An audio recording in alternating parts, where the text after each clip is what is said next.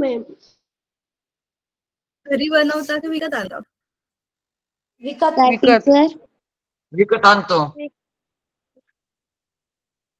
आजकाल घरी नाही बनवत कोणी ना. टीचर घरी बनवतो. घेईल. टीचर बनवतो टीचर. पतंग बनवणे पण एक वेगळी, पतंग बनवायला पण वेगळीच मेहनत लागते ना. हो मॅम. हो टीचर. हो मॅम.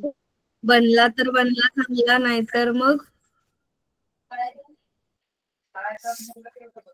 गेला. आता पतंग वगैरेचा विषय निघालाय तर आपल्या याच्या रिलेटेडच आहे. आपण सध्या जो टॉपिक शिकतोय, कुठला टॉपिक शिकतोय?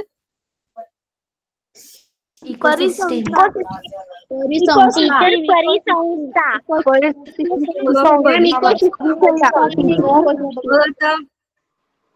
Ecosystem teacher ecosystem.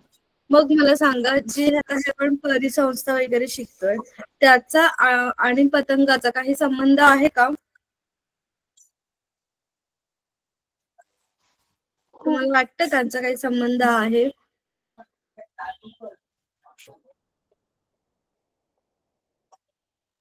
Hello teacher, question repeat विचार कराल करा का? तुमचा. इकोसिस्टीम म्हणजेच परिसंस्था आणि पतंग काइट्स यांचा काही को रिलेशन आहे का? त्यांचा काही संबंध आहे का? हो टीचर आहे. आहे टीचर आहे. टीचर मी सांगू का दीदी? आहे टीचर. हो सांगा दीदी. टीचर पतंग आहे मॅम. पतंग जो आहे टीचर ना, मी सांगू का सांगा दीदी. पतंग एक मिनिट. आपली जी अदिती परिसंस्था आहे तर बोल. आपल्या इकोसिस्टीम मध्ये ना बायोटिक फॅक्टर्स पण आहे. तर त्याच्यामध्ये जे की बर्ड्स वगैरे येतात, तर चिमण्या वगैरे, जेव्हा आपण तो पतंग उडवतो ना, तर त्याची जी खाली धागा असतो, तर बरेच जण काचेचा मांजा जो असतो तो यूज करतात. तर त्याने हे जे पतंग आहे किंवा मकर संक्रांती हा सण आहे तो एक साईडने आपल्या जे इकोसिस्टीमसाठी घातक आहे, कारण की त्याने ज्या काचेच्या मांजाने बऱ्याच जे अशी पक्षी असतात त्यांचे मान किंवा त्यांचे पंख असे कापले जातात आणि ते मरण पावतात. एवढंच नव्हे तर आपले जे मानव असतात तर ते सुद्धा एखाद्या वेळेस गाडीवर जातात, तर जेव्हा एखाद्याचा पतंग कापला जातो तर तो धागा सरळ खाली येतो आणि त्याच्या काचेचा जो मांजा असतो किंवा नॉयलन वगैरे, तर त्याने कापल्या जाते मान वगैरे. तर त्याने मानवाला पण म्हणजे जे बायोटिक फॅक्टर्स आहे त्याला घटक होतो, जे बायोटिक फॅक्टर्स आहे त्याला इजा पोहोचते. मॅम मी सांगू का लावण्या? टीचर तेजस. टीचर तेजस सांगू का? ऐका लावण्य तेच आहे की जे पतंगाचा जो मांजा आहे त्याच्यामुळे पक्ष्यांना इजा पोहोचू शकते किंवा मानवाला सुद्धा इजा पोहोचू शकते. त्यानंतर तुम्ही पतंग उडवत असता, वरती बघत, समजा कुठे मैदानावरती खेळताय आणि वरती बघत बघत धावताय, तर मग त्याच्यामुळे पडू शकता, लागू शकतं आपल्याला. तर टीचर मी नवीन सांगू का? बोल बोल. लागू शकतो. हा बोल. टीचर मी नवीन सांगू का? हो मॅम. बोल. मी सांगू का लावण्या? टीचर आपण तो पतंग बनवतो ना, त्या पतंग मध्ये काठीचा वापर, लाकडाचा वापर केला. तो लाकूड तोडलं का मग जंगल कमी होते, जंगल तोड होते. मॅम मी सांगू का लावण्या? बांबू वापरतो आपण ना. मी सांगू का? हो टीचर बांबू. हा बोल लावण्य. मॅम आपण जर बघितलं ना तर पतंग पूर्ण प्लास्टिकचेच बनलेले असतात. तर प्लास्टिकमुळे ना जेव्हा ते म्हणजे आता मकर संक्रांती झाल्यावर 2-3 दिवस खेळतात आणि मग नंतर ते पतंग तसेच पडलेले राहत्या आणि प्लास्टिकला हजारो वर्ष लागतात म्हणजे विघटन व्हायला त्यांचं. तर म्हणजे ते आणि त्या पतंगचे जे तारा असतात ते लवकर, त्याच्यामुळे प्रदूषण पण होऊ शकते आणि आपलं म्हणजे जे पाण्याचे मोठे मोठे नदी असतात तर त्यांच्यामध्ये ते जाऊ शकते आणि त्याच्यामुळे जलप्रदूषण पण होऊ शकते. बरोबर. हे पण एक रिझन आहे. बरोबर. म्हणजे तुम्ही थोड्याफार प्रमाणात अवेअर आहात की अशा गोष्टींचा आपल्या आजूबाजूच्या परिसरावरती काय इफेक्ट होतो किंवा काय परिणाम होऊ शकतो. गुड. आठवतं आपण कोणता टॉपिक चालू होता आपला? हॅलो टीचर, कागदाचा पतंग बनवायचा, कागदाचा. फ्रेश वॉटर आणि ते. मॅम अटेंडन्स लिंक टाका. मी आज थोडा लेट जॉईन झालो कारण माझे पप्पा बाहेर गेलेले होते. हा, संगीता मॅम टाकतील बा. आपला टॉपिक कोणता चालू होता लास्ट लेक्चरला? परिसंस्था. परिसंस्था. टीचर मॅम तुम्ही क्लास परिसंस्था तर ठीक आहे, पण त्याच्यामध्ये fresh water ecosystem. Teacher, fresh water ma'am ecosystem तुम्ही चालू क्लास वॉटर इकोसिस्टीम आणि मिनरल इकोसिस्टीम. ते बघ, मिनरल नाही रे बाळांनो, मराईन. मराईन आहे चालू आहे. Marine ecosystem. किती दिसते तुम्हाला? Fresh water ecosystem.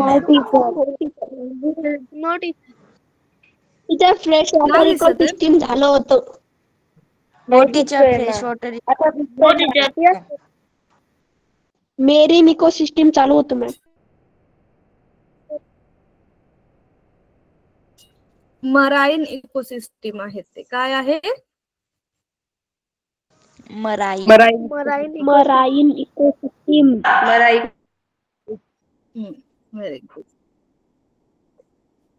टीचर आणि आपण ॲक्वॅटिक इकोसिस्टीम पण बघितलेली होती. Fresh water ecosystem. Aquatic biomes चाच भाग आहेत फ्रेश वॉटर इकोसिस्टीम आणि मराईन इकोसिस्टीम. मेन ॲक्वॅटिक आणि मग त्याचे दोन टाइप्स होतात, फ्रेश वॉटर आणि मराईन. गोड्या पाण्यातील परिसंस्था आणि खाऱ्या पाण्यातील परिसंस्था. हा,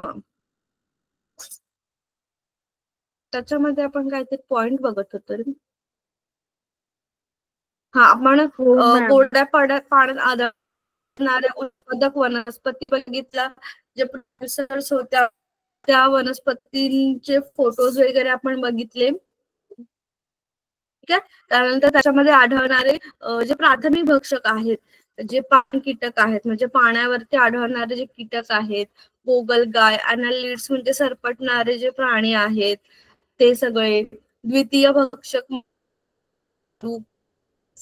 जे आपल्याला गोड्या पाण्यामध्ये सापडतात. त्यानंतर मोलमासे, बगळे, मगर, सुसर, क्रोकोडाईल्स हे सगळे आपल्याला टर्शरी कन्झ्युमर्स मध्ये येतात. आणि डिकम्पोजर किंवा विघटकांमध्ये कोण येतं? Fungi, bacteria, फंगाय. बरोबर, फंगाय वगैरे. आणि खाऱ्या पाण्यातील इकोसिस्टीम पण आपण बघितली. त्याच्या हे कुठे असतं? हा, मी तुम्हाला खाडी काय आहे ते सांगत होते, आठवलं लागलं. तर खाडी असते दोन अशा समुद्राचाच एक भाग, परंतु जमिनीमध्ये घुसलेला. एक मिनिट.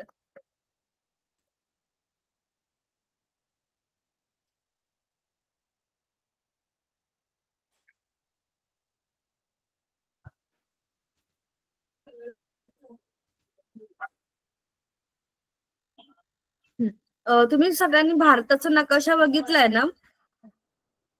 हो टीचर. त्याचा जो किनारपट्टीचा भाग आहे, कधी व्यवस्थित बघितलं त्याच्यामध्ये खूप सारे असं खडबडीत आहे. म्हणजे पाण्याची जागा ह्या जमिनीमध्ये आतमध्ये आलेल्या आहेत. बरोबर? Yes teacher. हो टीचर. हो मॅम. हो मॅम. तर तसा जो पाण्याचा एक भाग जो जमिनीच्या जवळ आलेला असतो त्याला आपण म्हणतो खाडी. आणि तिथे आपल्याला खाऱ्या पाण्यातील जलसंस्था जास्त प्रमाणात. आता हे दिसतं, हा गुजरातचा भाग आहे, हा वरचा आणि हा एक खाली. तर याच्यामध्ये हे समुद्राचंच पाणी आहे, परंतु ते जमिनीच्या आतमध्ये आलंय, बरोबर. मग त्याला हो. आपण म्हणणार हो मॅम. खाडी. समजली खाडी काय असते? हो टीचर. हो टीचर. हो मॅम. गल्फ, आपण त्याला इंग्लिशमध्ये गल्फ म्हणतो. तुम्ही हे गल्फ परत श्रीलंका आणि भारताच्या मध्ये सुद्धा गल्फ बघितले असणार.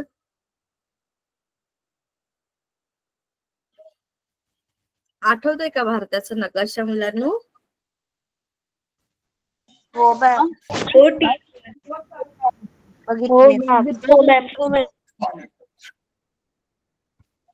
ओके. तर हा जो खाडीचा परिसर आहे, तर मग त्या परिसरामध्ये समुद्रापेक्षा तिथली जी खोली आहे ती थोडीफार कमी असते आणि त्यामुळे तिथलं पाणी तर खारच आहे, पण खोली कमी असल्यामुळे तिथे जास्त प्रमाणामध्ये म्हणजे मोठे मोठे प्राणी तिथे आढळत नाहीत. तर छोटे प्राणी किंवा मग आपण म्हणतो तसं प्रॉन्स वगैरे अशा ज्या मच्छीमारी किंवा मासेमारीच्या ज्या जागा आहेत त्या मोस्टली ह्या खाडीच्या परिसरात जास्त असतात. त्यानंतर समुद्रामध्ये आपल्याला खूप जास्त प्रमाणात पोषक द्रव्य आढळतात, सॉल्ट्स खूप जास्त प्रमाणात असतात. त्यानंतर त्याचा जो तळभाग असतो त्याच्यावरती डिकम्पोजर्स खूप जास्त प्रमाणामध्ये असल्यामुळे मग तिथे जे काही मासे वगैरे मरतात किंवा वनस्पती मरतात तर त्यांचं लगेच विघटन होऊन त्याच्यामधले पोषक द्रव्य हे समुद्राच्या पाण्यामध्ये मिसळून जातात आणि सूक्ष्मजीव वगैरे देखील खूप मोठ्या प्रमाणावरती आपल्याला बघायला मिळतात.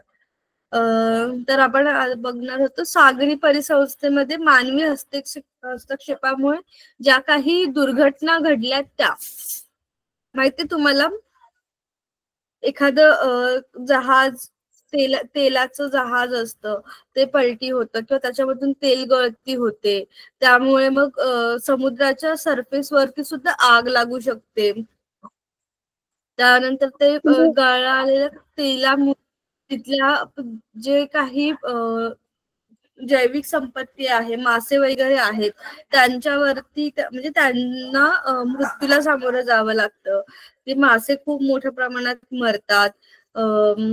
त्यानंतर जो काही कचरा नदीमधून वाहत समुद्रामध्ये जातो त्याच्यामुळे ते खाऊन समुद्री कासव किंवा असे जे काही छोट्या प्रजाती आहेत त्यांचा मृत्यू होऊ शकतो, त्या एक्सटिंक्ट पर्यंत जाऊ शकतात. म्हणजे त्यांचं प्रमाण कमी होऊ शकतं, त्यांची संख्या कमी होऊ शकते. समजतंय? हो टीचर. टीचर. हो मॅम.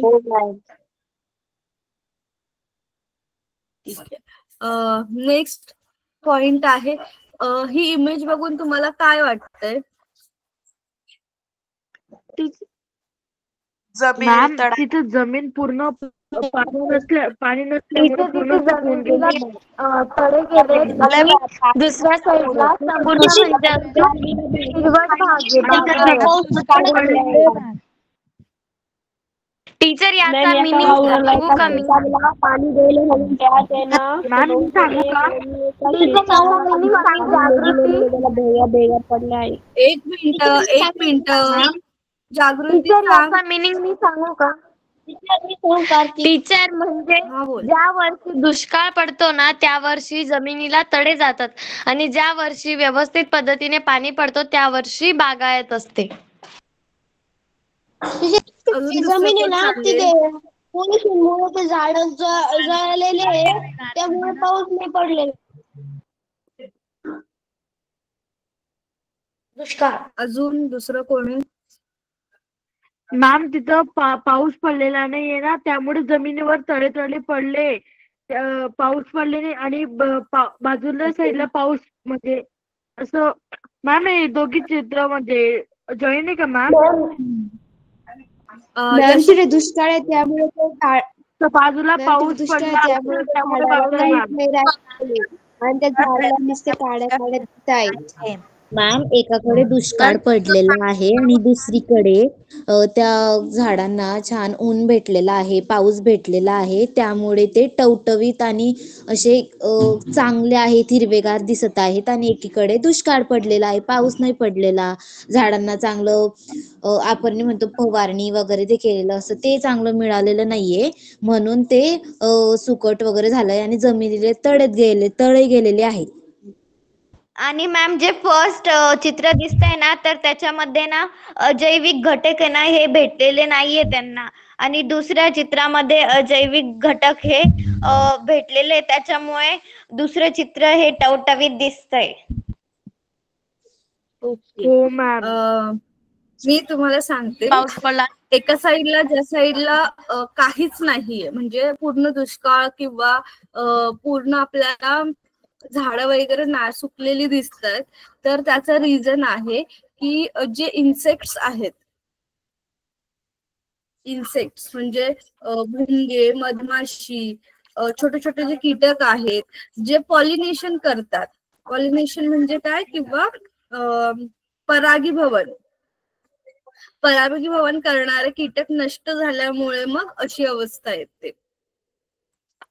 म्हणजे आपण जे आता समजा मधमाशा वगैरे आहेत त्या फुलांवरती जास्त फिरत असतात किंवा भुंगे फुलांवरती असतात, तर जेव्हा ते फुलांवरती फिरत त्याच वेळेला फुलांमध्ये परागकण असतात. तर मग त्या परागकणांना ते एका फुलावरून दुसऱ्या फुलांवरती, एका झाडावरून दुसऱ्या झाडावरती असं वाहून नेण्याचं काम करतात, आणि त्यांच्यामुळेच फुलं फळं बहरतात. झाड पूर्ण बहरतं ना ते त्या गोष्टीमुळे बहरतं. मग जर जगामधून सगळ्या मधमाशा किंवा सगळे कीटक नष्ट झाले तर मग जग असं होईल. कुठल्याच झाडाचं पॉलिनेशन होणार नाही, फार फार तर हवेने पॉलिनेशन होतं, विंडने होतं, पण ते एवढ्या जास्त मोठ्या प्रमाणावरती नाही होत जेवढ्या कीटकांमार्फत होतं. म्हणजे पाऊस पाणी हे घटक इम्पॉर्टंट आहेत, पण त्याच्यासोबतच जे जैविक घटक आहेत त्याला पूरक असे ते सुद्धा तेवढे जास्त महत्वाचे आहेत. हे आपल्याला ह्या इमेज वरून समजते. मला असं वाटतं ना की यार ही नुसतीच पाखरं फिरतायत किंवा ही नुसतीच कीटक फिरतात त्याच्यामुळे आपल्याला त्रास होतोय, पण असं नसतं.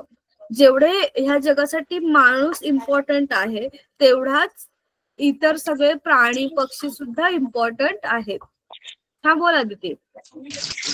टीचर एक विचारू का? हा विचार ना. टीचर तुम्ही हा फोटो गुगल वरून घेतलेला आहे का?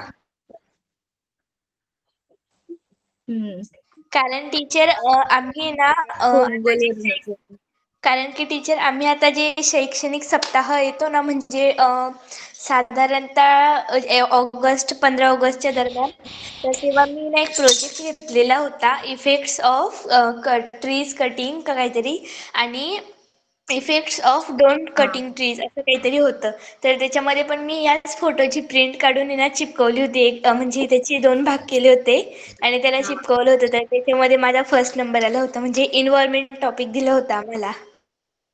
हा मला गुगल वरतीच मिळाली. मी बी एक्सटेंड साठी टाकलेलं की जर मधमाशा नष्ट झाल्या किंवा सगळे कीटक नष्ट झाले तर मग काय होईल जगाचं. पूर्ण दुष्काळ, कारण की जर पॉलिनेशन झालं नाही, परागीभवन झालं नाही, तर मग झाड पुढे त्यांना कुठलीच फळं येणार नाहीत, त्यांना फुलं येणार नाहीत, हळूहळू ते सुकून नष्ट होऊन जातील, आणि मग झाडं नसल्यामुळे पाऊस पडणार नाही. पाऊस पडला नाही तर जमीन सुकून जाईल. ही पूर्ण एक सायकल आहे. ते संस्थेचं नाही, संस्थेचं मॅम कोणीतरी मध्ये बोलतोय. हो टीचर. तर हे सगळं एक चक्र आहे जे एकमेकांना कनेक्टेड आहे, इंटरलिंक्ड आहे. आपण जसे आपल्यासाठी जसं खाणं पिणं पाऊस इम्पॉर्टंट आहे, तसंच बाकी प्राणी पशु पक्षी सुद्धा इम्पॉर्टंट आहेत. कारण की जी फार्मिंग होते म्हणजे आपल्याला खाण्यासाठी जे अन्न लागतं, जे शेतामध्ये उगतं, ते सगळं तुम्ही बघितलं असेल. शेतामध्ये खूप सारे छोटे छोटे कीटक फिरत असतात. ते असेच फिरत नसतात, त्यांचं खूप मोठं कंट्रीब्युशन असतं, खूप मोठा हात असतो ते शेत बहरण्यामध्ये किंवा पीक चांगलं येण्यामागे. ठीक आहे. हो टीचर तुम्ही तेच सर्व सांगितलं जे की आम्ही प्रोजेक्टच्या एक्सप्लेनेशन मध्ये सांगितलेलं होतं ते झाडांचं ते. हा, फक्त टीचर कारण ते जे की वारे झाडांसाठी म्हणतात. हा मॅम शेतात जास्त करून मधमाशा राहतात. हो, आजूबाजूला झाडावरती कुठे ना कुठे पोळं असतंच ना मधमाशीचं. हो मॅम. हो टीचर. हो टीचर,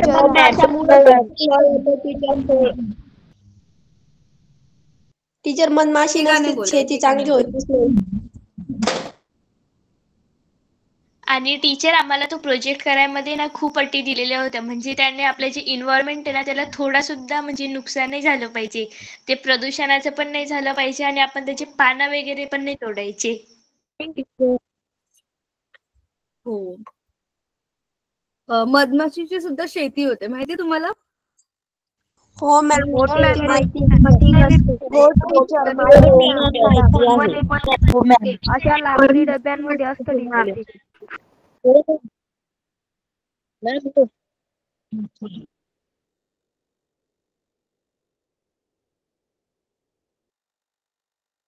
ठीक आहे, आता आपण बघूया मानवी हस्तक्षेपामुळे आपल्या परिसंस्थावरती किंवा इकोसिस्टम वरती कसा परिणाम होतो ते. तर बेसिक तर आपल्याला सगळ्यांना ते माहिती आहे. काम केल्यामुळे किंवा वृक्षतोड केल्यामुळे, वृक्षतोड झाली की मग आपली मातीची सॉइल इरोजन होतं, मातीचं झीज होते, माती वाहून जाऊ शकते पावसामध्ये आणि त्याच्यामुळे तिथली जमीन नापीक होऊ शकते. तर आपल्या कुठल्याही क्रिया या परिसंस्थेवरती किंवा आपल्या पूर्ण निसर्गावरती पर्यावरणावरती कशा प्रकारे इफेक्ट करतात हे आपण आजूबाजूला बघितलं पाहिजे. की अरे आपण एखाद्या ठिकाणी कचरा टाकतोय तर मग त्या कचऱ्याचा तिथे काही इफेक्ट होणार आहे का. नदीमध्ये आपण कचरा टाकत असतो किंवा नदीमध्ये खूप काही गोष्टी सोडल्या जातात, तर मग त्याचा पुढे जाऊन आपल्यावरतीच इफेक्ट होणार आहे. तर मग तो कसा होणार आहे, ह्या गोष्टी आपल्या डेली लाईफ मध्येच आपण जर त्याचा विचार केला तर मग पुढे जे काही मोठे गोष्टी घडू शकतात त्यांना आपण रोखू शकतो. सगळ्यात पहिली महत्वाची घटना आहे जी निसर्गावर परिणाम करते. हा बोल हरिओम. मॅम ते ऱ्हास म्हणजे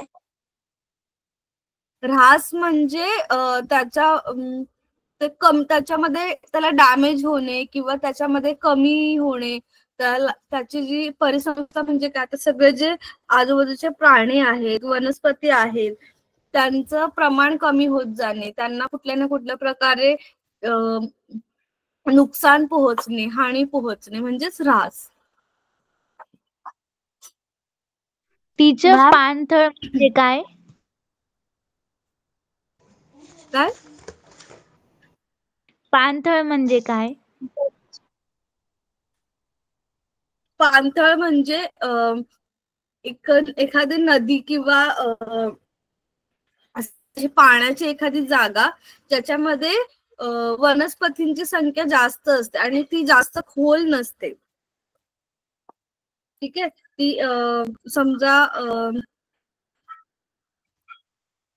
पण ती अशी पूर्ण 12 महिने त्याच्यामध्ये पाणी नसतं. जेवढा वेळ पाऊस असतो तेवढा वेळेस त्या जागेवरती पाणी येतं आणि त्यावेळेला तिथे खूप जास्त वनस्पतींची वाढ होते.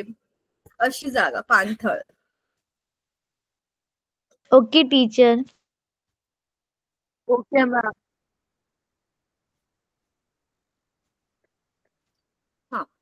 पहिला घटक आहे मॅम पर्यावरणावरती आणि परिसंस्थेवरती इफेक्ट करणारा, तो म्हणजेच लोकसंख्या. जेवढ्या जास्त, आता आपल्याला माहिती की आपला भारत देश हा जगामध्ये सगळ्यात जास्त लोकसंख्या असलेला देश आहे, 1 नंबर वरती आहे. आधी चायना होता पण आता भारत आहे. तर त्याच्यामुळे काय होतं की देश आहे तेवढाच राहिलाय, बरोबर. त्याच्यामध्ये काही वाढ झालीये का? नाही. पण लोकसंख्या वाढत चालली आहे. त्याच्यामुळे मग जो म्हणजे काय, जी नैसर्गिक संपत्ती आहे किंवा जे काही संसाधनं आहेत आपल्याकडे, ती सगळे तेवढीच आहेत. जे रिसोर्सेस आहेत ते तेवढेच आहेत, पण पॉप्युलेशन वाढत चाललंय.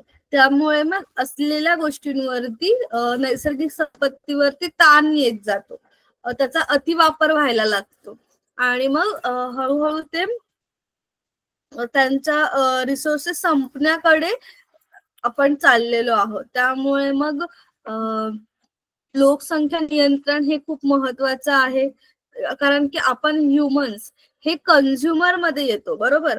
भक्षक या गटामध्ये येतो आपण, बरोबर ना. द्वितीय किंवा तृतीय बरोबर आहे. आपण उत्पादक असलेल्या वनस्पतींना खातो, किंवा आपण प्राथमिक भक्षक असणारे जे चिकन आहे किंवा मटण आहे ते खातो. तर मग त्याच्यामुळे आपण तो नैसर्गिक साधन संपत्तीचा वापर आपल्या गरजेसाठी करत असतो. एवढं फक्त खाण्याचंच नाही, तर खनिज तेले वगैरे किंवा राहण्यासाठी घरासाठी आपल्याला जागा उपलब्ध हवी असते, म्हणून वृक्षतोड होते, जंगलतोड होते. म्हणजे काय, आपण आपल्या गरजा भागवण्यासाठी, मानव त्याच्या गरजा भागवण्यासाठी निसर्गाकडून साधन संपत्ती घेत राहतो आणि त्यामुळे आपल्याला जी किमान जगण्यासाठी गरजेच्या गोष्टी असतात लिमिटेड. आता आपली जी लाईफस्टाईल आहे तिला काय गरज, आपल्याला काय गरजेचं असतं जगण्यासाठी? अन्न, वस्त्र, निवारा आणि शिक्षण, बस एवढ्यामध्ये आपलं भागतं. पण त्याच्यासोबत आपल्याला तसं नसतं की अजून हवंय. घर आहे तर अजून मोठं घर आहे, खायला व्यवस्थित 2 वेळचं डाळ भात चपाती भाजी मिळते नाही, पण अजून त्याच्यापेक्षा जास्त हवंय, बरोबर. माणसाच्या ह्या गरजा वाढतच असतात आणि त्याच्यामुळे इकोसिस्टीम वरती स्ट्रेस जनरेट होत जातो, परिसंस्थेवरती अतिरिक्त ताण वाढत जातो. समजलं? हो मॅम. हो मॅम समजलं. यस हो मॅम, समजलं मॅम. त्यानंतर सेकंड टॉपिक अर्बनायझेशन किंवा शहरीकरण. तर अर्बनायझेशन काय आहे? नावातच कळते आपल्याला की जो शहरांची संख्या वाढत जात आहे हळूहळू. गाव सुद्धा हळूहळू शहरामध्ये कन्वर्ट होत जातात. त्या तालुक्याच्या किंवा जिल्ह्याची गावं होती ती हळूहळू मोठी होत जातात, त्याच्यामध्ये वेगवेगळ्या सोयी सुविधा येत जातात. गावाकडची कौलारू घरं जाऊन, मातीची घरं जाऊन आता मोठे मोठे सिमेंटच्या बिल्डिंग्स बनतात, बरोबर. टॉवर्स उभे राहतात. म्हणजे शहराचं प्रमाण हळूहळू वाढत जातंय आणि मग ते वाढत्या जागांसाठी किंवा वाढत्या लोकसंख्येसाठी जे शेत जमिनी आहेत किंवा जंगलं आहेत ती तोडली जातात. ज्या शेत जमिनी आहेत ज्याच्यावरती पिकं येऊ शकतात, पण त्या विकून तिथे मोठमोठे रिसॉर्ट बनवले जातात किंवा मॉल बनवले जातात किंवा अम्युजमेंट पार्क्स बनतात. त्यानंतर जिथे तलाव वगैरे असतात ते पुन्हा भरून तिथे ती जागा वापरली जाते बांधकामासाठी. Agriculture land, Marsh land, wetland, forest, grassland. Grassland म्हणजे काय? कुरणांची जिथे आपण गाय किंवा आपल्या गुराढोरांना चरण्यासाठी नेतो अशा जागांना डिस्ट्रॉय करून तिथे बिल्डिंग्स आणि अदर फॅसिलिटीज बनवल्या जात आहेत. त्यामुळे ती तिथली जी इकोसिस्टीम आहे, आता समजा कुरणांची जागा आहे, ग्रासलँड आहे, तर तिथे वेगवेगळे कीटक असणार आहेत, वेगवेगळ्या गवतांच्या प्रजाती असणार आहेत, तर ते तिथली जी पूर्ण इकोसिस्टीम आहे ती नष्ट होणार. बरोबर. तिथे मग ते गायींना किंवा गुराढोरांना खाण्यासाठी जागा उपलब्ध नसणार आहेत. तर मग आपण जे शेतामध्ये जो वेस्ट राहतो तेवढंच द्यावं लागेल किंवा मग विकत घेऊन त्यांना द्यायला लागेल जे अन्न पाणी. तर हे त्याचे कॉन्सिक्वेन्सेस आहेत किंवा हे त्याचे परिणाम आहेत अर्बनायझेशनचे, की शहरीकरण होते, प्रोसेस ही चांगली गोष्ट आहे, पण त्याच्यासोबत जे निसर्गावरती परिणाम होतात ते सुद्धा बघितले पाहिजेत. मॅम त्यानंतर थर्ड आहे कचरा पण दिसतो. हा, कचऱ्याचा एक मोठा प्रॉब्लेम दिसतो. बरोबर. मग तो जाळला का मग त्याची वाफण ते शहरामध्ये येते. हा. त्यानंतर थर्ड आहे इंडस्ट्रियलायझेशन किंवा औद्योगिकरण. इंडस्ट्रियलायझेशन अँड ट्रॅफिक, वाहतूक. जे इंडस्ट्रीसाठी किंवा औद्योगिक मोठ्या मोठ्या उद्योगधंद्यांना जे काही रॉ मटेरियल लागतं ते आपल्याला कुठून मिळतं? फॅक्टरीमधून निसर्गाकडून मिळतं. काय? हा, फॅक्टरी मधून निघतो टीचर धूर. ते शेवटल्या स्क्रीन मधला फॅक्टरी टीचर.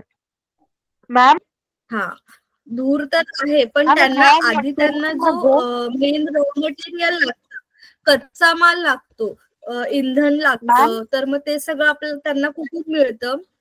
हा, बोल. मॅम, रॉ मटेरियल म्हणजे रॉ मटेरियल म्हणजे कच्चा माल. आता एखादी गोष्ट बनवायची, कपडे बनवायचे, तर त्याच्यासाठी कच्चा माल काय लागणार? कापूस किंवा धागे. बरोबर. ते झालं रॉ मटेरियल. प्रत्येक उद्योगधंद्यांसाठी कुठला ना कुठला कच्चा माल लागतो. तर कुठून मिळतो? निसर्गाकडूनच मिळतो. मेटल्स वगैरे लागतात किंवा ते जाळण्यासाठी जे काही इंधन लागतं, दगडी कोळसा लागतो किंवा लाकडं वगैरे लागतात, ते सगळे निसर्गाकडूनच मिळतात. तर मग त्याच्यासाठी जंगलतोड केली जाते, फॉरेस्ट डिस्ट्रॉय केले जातात. देन ट्रॅफिक किंवा वाहतूक हा तर खूप मोठा हे आहे. रोड मोठे व्हावेत किंवा आपल्याला एखाद्या ठिकाणी लवकर पोहोचता यावं, त्यांची संख्या सुद्धा हळूहळू वाढत चालली आहे. हल्ली प्रत्येकाकडे एक किंवा 2 गाड्या तर असतातच. एक 4 चाकी, एक दुचाकी असतेच.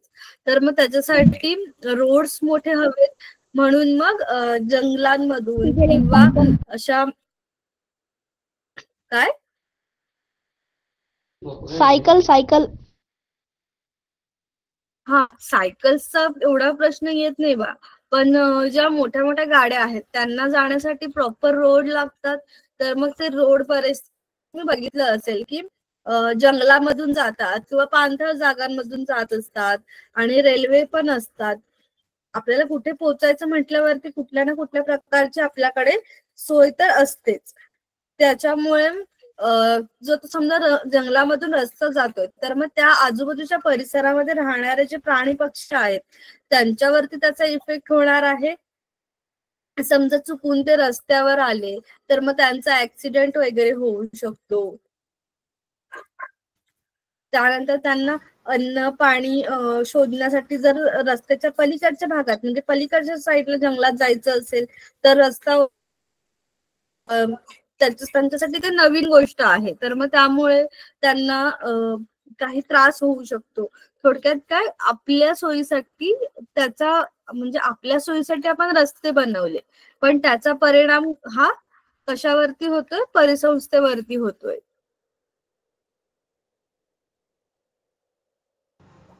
Okay teacher. कळतंय?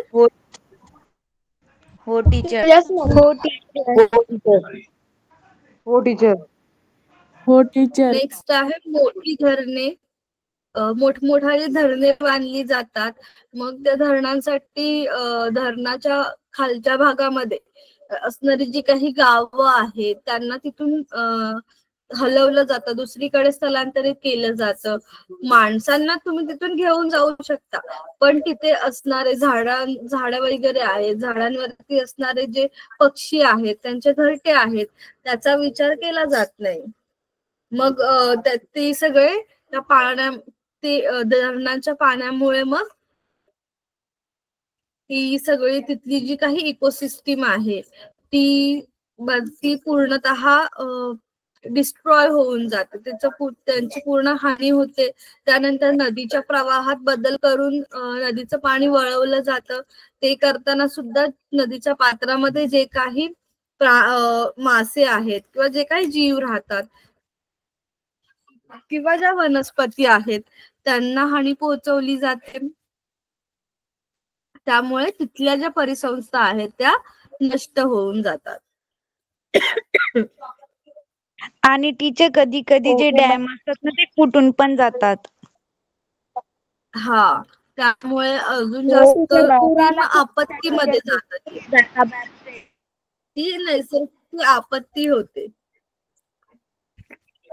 डिझास्टर आपण बघितलेलं ना, डिझास्टर मॅनेजमेंट गेल्या याच्यामध्ये. Yes teacher. नेक्स्ट आहे पर्यटन किंवा टुरिझम. पर्यटन किंवा टुरिझम. आता आपण फिरण्यासाठी खूप ठिकाणी जातो.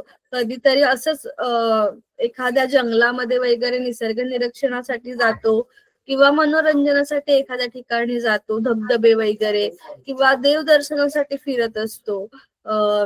कधी सोलापूर, कधी कोल्हापूर, कधी अजून कुठे असं फिरताना मग तिथले जो निसर्ग, तर मग ते बघण्यासाठी जे समजा खूप सारे पर्यटक येतात, मग त्यांना राहण्यासाठी जागा हवी, त्यांना खाण्यापिण्यासाठी सोयी सुविधा हव्या.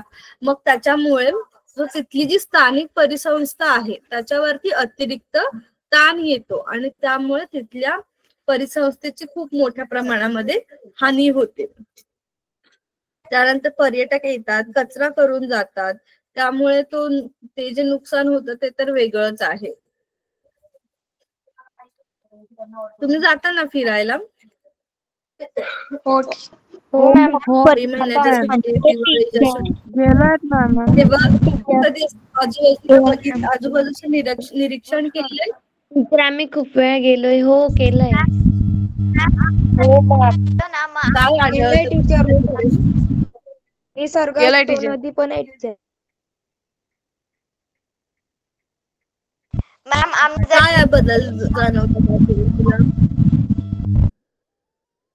टीचर मी तुझा सांगू आवाज का ब्रेक होतोय बाळा. हा बोल.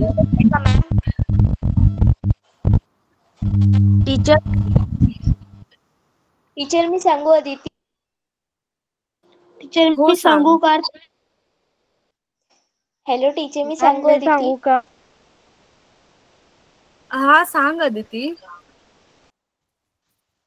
टीचर म्हणजे आपण जेव्हा सपोज आमच्या स्कूलची पिकनिक गेली, सपोज म्हणजे आमच्या स्कूलची पिकनिक गेलेली होती मागच्या आठवड्यामध्ये. तर एका ठिकाणी आम्ही थांबलो, एक गार्डन होतं. तर तिथे पूर्ण स्वच्छता होती. म्हणजे एखादी पिकनिक पर्यटन स्थळावर जर का कोणी पर्यटन करते येणार असेल तर एकदम स्वच्छता असते, तर तशी स्वच्छता होती. बट जेव्हा आम्ही गेलो आणि तिथे म्हणजे 1-1.5 तास थांबलो, त्यानंतर खेळलो वगैरे, आणि जेव्हा करेक्ट 3 तासाने आम्ही बघितलं जाताना, तर त्याची पूर्ण अशी हाल होती, म्हणजे एकदम बेहाल झालेली होती. पूर्ण अशी सगळीकडे कचरा, चॉकलेट्सचे कागद, कुरकुऱ्याचे, बिस्किट्सचे वगैरे, डस्टबिन असून सुद्धा म्हणजे सगळीकडे असे त्यांनी कागद वगैरे फेकून दिलेले होते. आणि ती जी ग्रास असते ना, खाली जी ग्रास असते बारीक बारीक, तर ती पण एकदम कुठे उंच कुठे लहान, म्हणजे जसं की आपण त्याच्यावर पाय ठेवला की ती कशी खाली दाबल्या जाते, तर तशी झालेली होती. आणि तिथले अशी जी झाडांची फुल, म्हणजे आमच्यासोबत छोटी पण हे होती, बॅच होती आमची सिनियर ज्युनियरची पण. तर तिथली जी होते ना, तर त्यांनी पण अशी फुलं वगैरे तोडून पानं ते तोडून खाली फेकलेले होते. म्हणजे आमची म्हणजे 8th क्लासची ट्रिप गेली होती ना, तर तिथे सगळे पानं वगैरे अशी तोडून आणि ते खाली फेकलेले होते. पूर्ण अशी एकदम अस्ताव्यस्त अवस्था होती. मॅम मी सांगू का म्हणजे लावण्य? तुम्हाला हे तर कळलं की मॅम आपल्यामुळेच किती लगेच चेंजेस होत आहेत एखाद्या जागेमध्ये, की आधी आपण जाण्याआधी ती कशी होती आणि आपण गेल्यानंतर काय केलं आपण तिथे. मॅम मी हा सांगू का बोल लावण्य? लावण्य. मॅम आपण जर बघितलं ना तर अजून एक होतं ते सांस्कृतिक प्रदूषण म्हणजे पर्यटनचंच. जर म्हणजे आता एखाद्या सांस्कृतिक म्हणजे देवा धर्माच्या ठिकाणी गेलो आणि तिथं आपण ट्रिपला गेलो, मग तिथं म्हणजे मुलं काय करतात की मोठे मोठे मंदिर असताना ते त्याच्या मागं काही उघडून ठेवता, पुन्हा काही लिहून ठेवता आणि पुन्हा जे दिसलं ते त्यांना म्हणजे चांगलं नाही वाटत तिथं पण लिहून ठेवता. पुन्हा गड किल्ल्यावर गेल्यावर काही काही लिहिलेलं असतं, तिथं पण सांस्कृतिक प्रदूषण होतं. आणि अजून एक की म्हणजे आपण जर माणसांचं बघितलं तर पर्यटनमुळे जास्त करून चोरी पण होती. चोरीमुळं पण खूप म्हणजे खूप तोटा होतो. म्हणजे कुठं फिरायला गेलो आणि तेव्हा गर्दीमध्ये जास्त करून आपल्या चोऱ्या होत्या.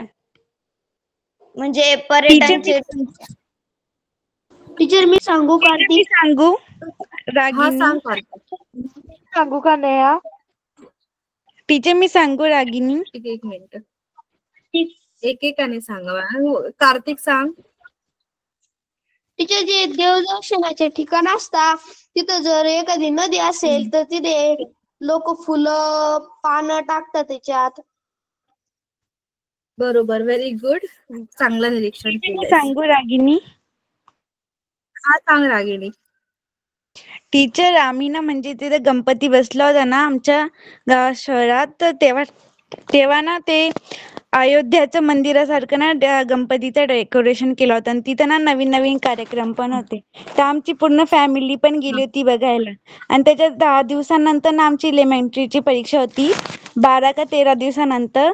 तर त्याच जागेच्या थोडंसं जवळ होती ना तिथं, तर आम्ही बघितलं तर तिथं जे पुष्टच होतं ते सगळं पूर्ण फेलून गेलेलं होतं. पूर्ण सगळ्यांनी लोकांनी तोडून तोडून तोडून सगळं भुगा करून टाकलं होतं त्याचा.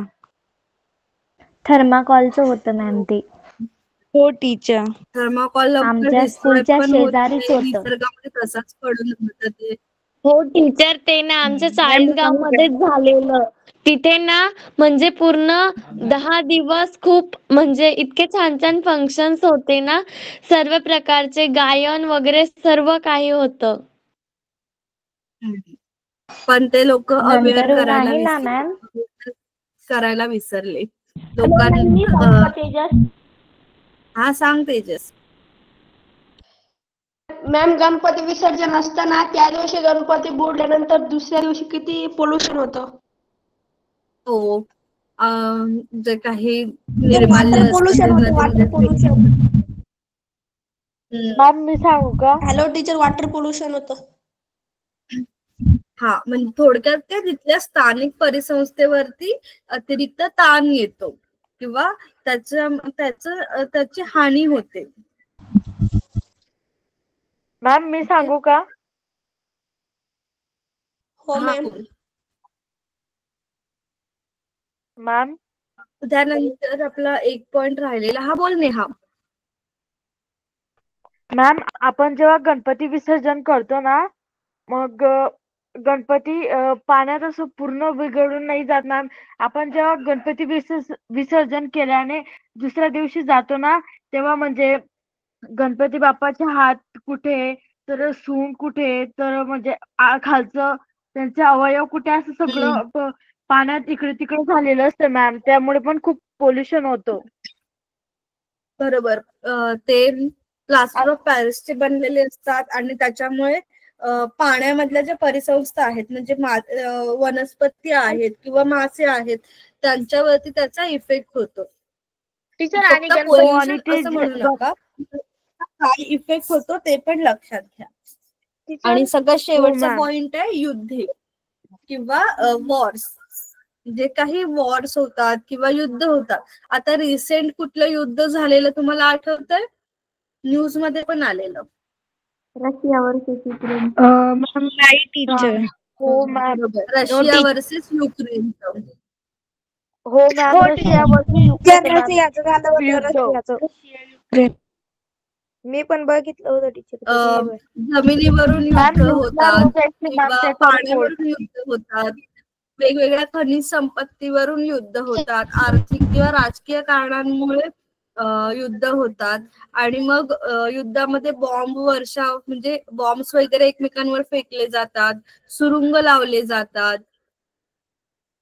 सुरुंग म्हणजे काय? माइन एक्सप्लोजन्स असतात.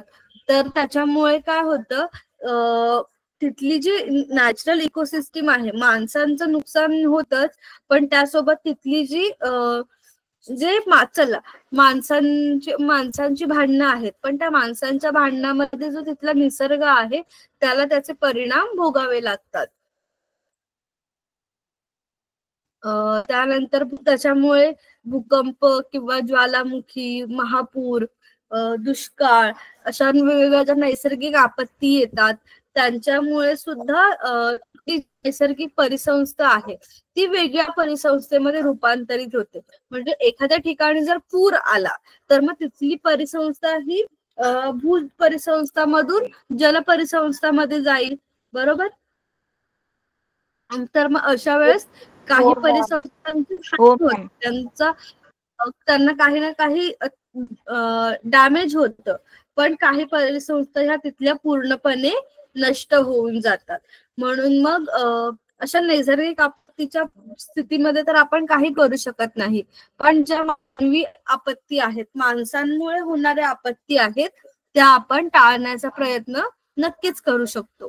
आणि आपल्या पूर्ण जे वातावरण आहे, पूर्ण जे आपलं निसर्ग आहे, त्याच्यामध्ये हे समतोल राखणं, त्याच्यामध्ये एक बॅलेन्स क्रिएट करणं खूप जास्त महत्वाचं आहे. आणि त्याच्यासाठी ह्या परिसंस्था किंवा इकोसिस्टीम खूप इम्पॉर्टंट असतात. कशासाठी आपल्याला इकोसिस्टीमचं रक्षण करायचंय? तर ज्या जैवविविधता आहेत, म्हणजे वेगवेगळ्या प्रजाती आहेत, त्यांचं अस्तित्व टिकवून ठेवण्यासाठी, पर्यावरणाचं संतुलन, जसं की आता आपण बघितलं नैसर्गिक चक्र. आता इकोसिस्टीमचं एक पूर्ण सायकल असतं, परिसंस्थेचं एक चक्र असतं, तर त्या प्रक्रिया सुरळीत चालू ठेवण्यासाठी पर्यावरणामध्ये संतुलन राखणं गरजेचं आहे. त्यानंतर आपल्याला हवा, पाणी, अन्न हे जर चांगल्या प्रतीचं, चांगल्या क्वालिटीचं हवं असेल तर परिसंस्था सुदृढ असणं किंवा परिसंस्था चांगली असणं खूप गरजेचं आहे. नाहीतर मग आपल्याला कृत्रिम जेवण आणि कृत्रिम पाणी प्यायची वेळ लवकरच येईल, की पाण्याच्या गोळ्या खाव्या लागतील, हवेसाठी पॅकेट्स असतील, आणि जेवण आपल्याला सगळे टॅबलेटच्या फॉर्म मध्ये खायला लागू शकेल, जर आपण परिसंस्था किंवा इकोसिस्टीम, आपल्या पर्यावरणाची काळजी नाही घेतली तर. समजला धडा? हो मॅम. हो मॅम, खूप भारी समजलं आणि खूप भारी समजावलं तुम्ही. समजला मॅम. ओके, ठीक आहे, चालेल. हो मॅम. मी होमवर्क टाकते आज ग्रुप वरती. Okay ma'am. हो टीचर. टाकलेला बघता का एकदा? आम्ही मागे टाकला वर टाकलेला होता. मी पण टाकलेला आहे. मी पण होमवर्क करून टाकलेला आहे मॅम. सगळ्यांना रिप्लाय करणं तर पॉसिबल नसतं, पण जे सुरुवातीला टाकतात त्यांचे केले जातात.